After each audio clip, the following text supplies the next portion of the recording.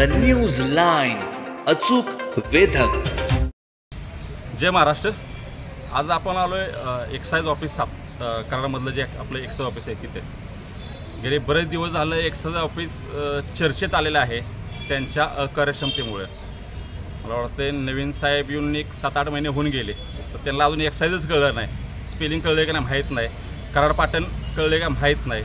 अवैध धंद्यावरती एकही कारवाई नाही. ह्यांचं एकच म्हणणं आहे की मला तक्रार आली तर मी कारवाई करीन. मग हे ऑफिस पाहिजेच कशाला? तक्रार द्यायला हे करायला SP ऑफिस आहेत. इथं कराड तालुक्यात सातारावरनं स्क्वॉड येतं आणि कारवाई करून निघून जातं. मग आपलं कराडचं एक्साईज ऑफिस झोपलं आहे का? काय करतं एक्साईज ऑफिस याच्यामध्ये? बऱ्याच वेळा सांगूनसुद्धा कारवाई केलेली जात नाही. त्याच्यामध्ये सगळे बार ह्याच्यामध्ये सर्रास धाब्यामध्ये अवैध दारू विक्री केली जाते. बारवाल्यांची जाहिराती आहेत सगळ्या याच्यामध्ये. एक्साईजच्या नियमानुसार त्यांना जाहिराती लावता येत नाहीत. आम्ही साहेबांना विचारल्यानंतर साहेबांनी आम्हाला स्पष्ट सांगितले की आम्हाला दिसलंच नाही. 8 महिने तुम्हाला जाहिरात दिसली नाही. त्या अख्ख्या कराड तालुक्याला दिसते त्या जाहिराती सगळ्यांच्या, आणि तुम्हाला दिसत नाही.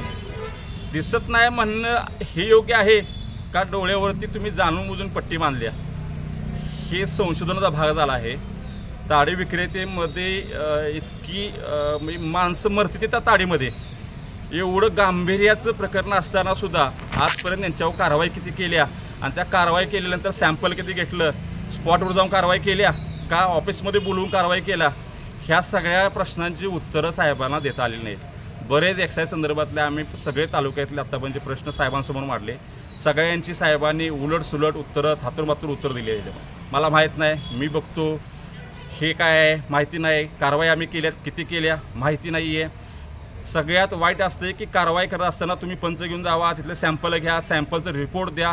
रिपोर्ट आल्यानंतर ते कोर्टामध्ये सबमिट केले जातात. आजपर्यंत ह्यांच्यापर्यंत कुठलीही कारवाई केलेली दुसऱ्या त्यांना बी सांगता आलेलं नाही आत्तापर्यंत याच्यामध्ये. तर ह्या सगळ्या ह्याच्यामध्ये ह्या सगळ्या गोष्टीचा निषेध करतो.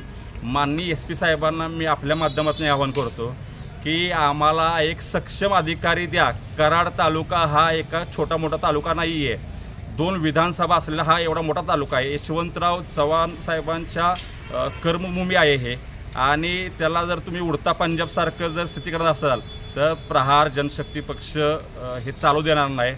आम्ही वेळ पडली तर इथं ऑफिसला टाळे ठोकू आंदोलन करून ऑफिस बंद करून SP साहेबांना निवेदन देऊ किंवा एक विनंती करू की तुम्ही साताऱ्यात बसू नका, तुम्ही कराडामध्ये येऊन बसा.